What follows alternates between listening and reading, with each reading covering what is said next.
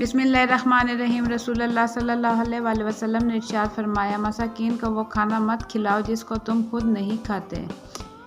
अस्सलाम वालेकुम, आप देख रहे हैं मामा आइडियाज़ और अल्हम्दुलिल्लाह अल्लाह के फज़ल व करम से मैं बिल्कुल ठीक ठाक हूँ। जी हाँ, आज आपकी फरमाइश पे हम ले आए हैं पिंजीरी की रेसिपी, जो कि बहुत ही मज़ेदार, लाजवाब, परफेक्ट और बहुत ही ज़बरदस्त बन के हुई है तैयार। आप इसे ज़रूर ट्राई करें, इंशाल्लाह आपको पसंद आएगी। तो वीडियो आपने पूरी देखनी है, स्किप नहीं करनी है और ऐसी टिप्स के साथ हमने बनाई है जिन्हें फॉलो करते हुए आप अपनी पंजीरी बहुत ही परफेक्ट और लाजवाब बना सकते हैं। रहमानिर्रहीम। गुड़, अलसी, देसी आटा, देसी घी, बादाम, खसखस, अखरोट, मखाने, खोपरा, चारमगज, गोंद, पिस्ता और काजू, ये चीज़ें हमें चाहिए होंगी। और हमने लिया है 1 किलो देसी आटा, घर का ही आटा लिया है, आम आटा जो हम रोटी पकाने में इस्तेमाल करते हैं। और लिए हैं 200 ग्राम मखाने लिए हैं,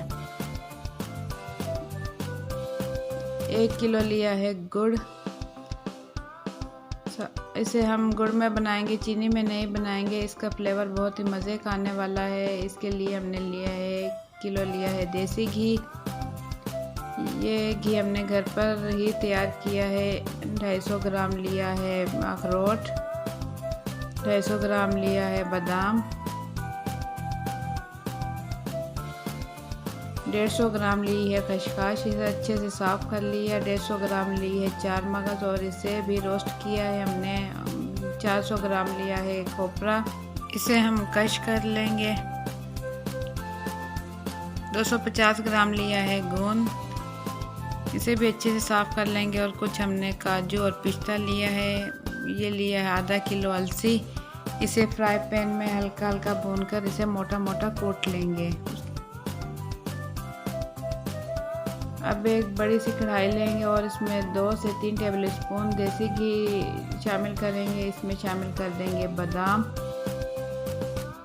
लो टू मीडियम फ्लेम पर इसे फ्राई करेंगे। बादाम के साथ ही हम इसमें शामिल कर देंगे काजू, पिस्ते, अखरोट।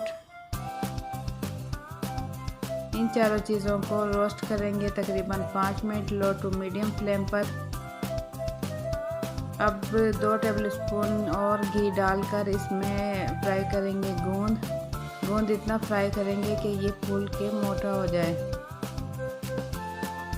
इसके बाद इसे निकाल लेंगे और इसमें फ्राई करेंगे मखाने।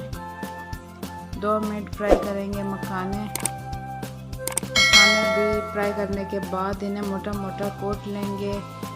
जो गोंद हमने फ्राई किया है इसे भी हम अब किसी प्याली की मदद से इससे मोटा मोटा कोट लेंगे। अब इसी कढ़ाई में हम लेंगे आटा और मीडियम फ्लेम पर इसे भूनेंगे। अब इसमें शामिल कर देंगे ये देसी घी और इसे लाइट गोल्डन होने तक इसे भूनेंगे। लाइट गोल्डन होने पर इसका चूल्हा कर देंगे बंद। और ये अलसी जो हमने मोटी मोटी कूट ली थी इसे इसके अंदर शामिल करेंगे और इसे मिक्स करेंगे। इसके साथ इसमें डाल देंगे खसखस। इसमें खुशबू तो बहुत ही ज़बरदस्त आ रही है। और इसमें अब हम शामिल कर देंगे मखाने हमने मोटे मोटे कूट लिए थे, वो इसमें शामिल कर देंगे। इसे भी इसके अंदर मिक्स करेंगे और ये गोंद शामिल कर देंगे, चारमगज।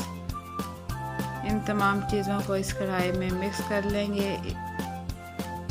अब इसमें शामिल कर देंगे नारियल कश किया हुआ।